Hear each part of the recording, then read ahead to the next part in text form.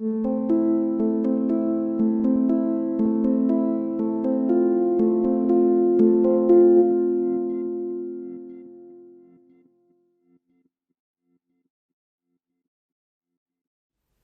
name is Sergio Avila. I am a wildlife biologist and local outdoors program coordinator with the Sierra Club.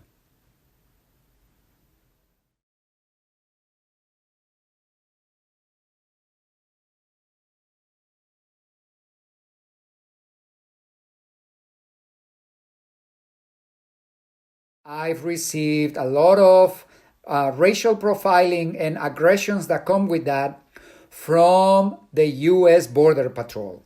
The U.S. Border Patrol agents along the Arizona-Sonora border, where I conducted research on jaguars and mountain lions and evaluating impacts of the border wall, law enforcement agents, rather on foot or on helicopters or on ATVs, will find me in remote areas and very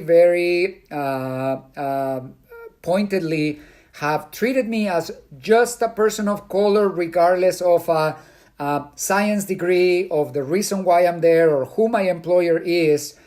They only see a brown person with a backpack. And there has been many different instances of having to answer many more questions than my white counterparts when crossing the border, having to really strip myself, people checking my toiletries, my socks, going over my personal stuff because because it wasn't enough for them that I showed all the documentation or that I have reasons to be in the place, to the degree of being threatened with guns in my face by Border Patrol agents who basically don't believe that I was researching jaguars or that I was an employee of the University of Arizona or other conservation group. So some of these instances, especially the most harrowing at the border, have made me decide to stop research along the border for my own safety. A lot of people, when I share about my research on both sides of the border, are really curious about the danger in Mexico and am I afraid to go to Mexico? And it turns out that I've been doing this for 20 years and I've never had any events in Mexico. The most violent, the most scared that I have been in my work in remote areas has been in the United States and has been along the border for people who weaponize and racially profile people of color. So that is not only Border Patrol agents, but also the militias, the paramilitary militias that are patrolling the border, supposedly securing the border and being a threat of heavily armed militias, people with no law enforcement, with no official affiliation, threatening people at the border. So those are some examples of the work and the instances that I've had.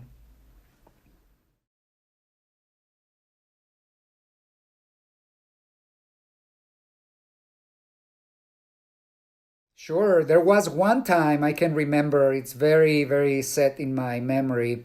There was one time I used to work for a wilderness campaign, the preservation of large swath of so-called public lands through the designation of wilderness based on the Wilderness Act of 1964. So I used to be a campaign coordinator for the Tumacacori Highlands Wilderness, and this is in the mid-2000s. This area abuts the international border, so I have to travel down to the border to work on outreach in mostly Latino and Native communities, using my Spanish speaking and connecting with local communities. The work of wilderness designation also requires that local officials pass resolutions in order to support this. So I worked a lot with the city council, with the county supervisors and other decision makers in that area. And I'm talking about southern Arizona, around Nogales, Arizona, where I had very often been in contact with decision makers, going to public meetings, making public statements. And there was this time when we held a training for wilderness advocates from throughout the western United States to come to another place close to the border called Tubac and have a retreat and a training. And it turns out, I can say 99% of the people were white. 99% of them were white, coming from different conservation communities where they are from, but really creating a very homogeneous type of wilderness movement. It was very evident to me that maybe I was not the only person of color, but you can count them with one hand. And while we were having this training, there was also a public meeting happening in Nogales. So I took the activists to be spokespeople at this meeting on behalf of the wilderness area. And for over, I'm going to say 15 years, there are border patrol checkpoints in every road that comes north from the border, all across the southern border. So in Texas, in New Mexico, in Arizona, in California, if you cross the border going north, you still have to cross a checkpoint about 30 miles north of the border in all highways, in all roads. So when we were all coming back from this public meeting, wilderness activists coming from Nevada, Utah, Oregon, Washington State, California, Colorado, a lot of them very happy to go and speak at the public meeting, very supportive of this work. When we went through the checkpoint, coming back to the place where we were staying, everybody in those vehicles were able to pass. Everybody, nobody had to answer a question, and I was stopped. I explained to the Border Patrol agents, all those people are with me. I took them. I am. Those 30, however many, come with me. They were already gone because we were in different vehicles. And I was by myself. I had to show a lot of documentation, passports. I had to travel with my visa and work permits and so many other things. Well, that was not enough. The Border Patrol decided to follow me to the place where we were in the retreat and to go all the way to my room in order to really see that I was staying there and that I have a luggage there. So when we came back to the place where we were staying, everybody was already on happy hour. They were dancing. They were having a great time. And here comes the brown person who is leading all of these people in this campaign with a Border Patrol agent walking behind me. Everybody opened. Everybody allowed them to pass.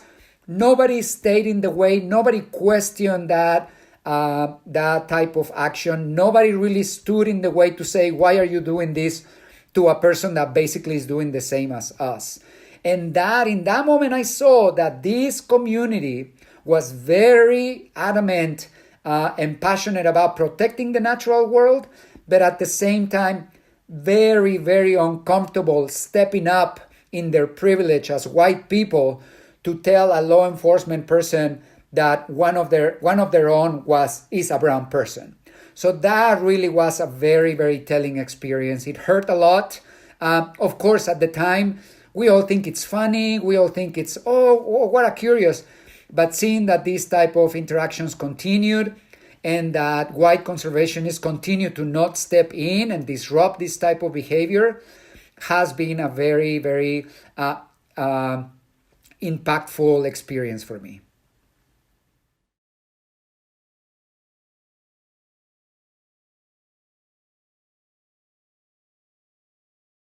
Things were so bad for me in the conservation science community that Sierra Club is a so much better fit for me.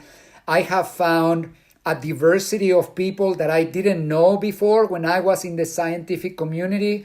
I have created and developed relationships with Black people, with Asians, with Native Americans, and many other that are relationships I did not have before when I was only focused on the conservation community.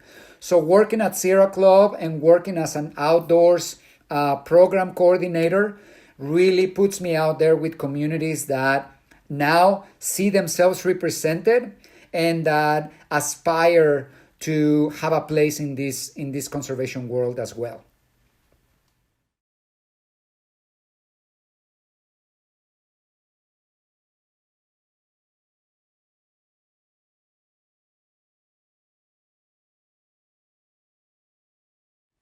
Sadly, I cannot think of a time when a colleague has stepped in terms of disrupting racial profiling or any other microaggressions. I can say that the fact that the Society for Conservation Biology North America chapter is working to create these videos is a way in which I see the conservation community stepping up to create a platform for not only myself, but many other people in the conservation world to share their story and to put it in front of our own community's faces to know that this is happening.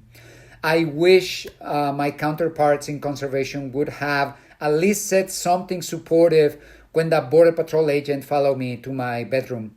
I wish the conservation community as a whole ever recognized that I left jaguar conservation because I fear for my life.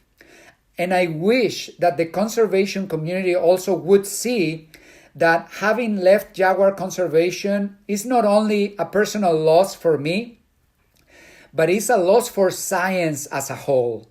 It's a loss for youth who don't have a role model to see that they can be jaguar researchers, that they can be endangered species scientists.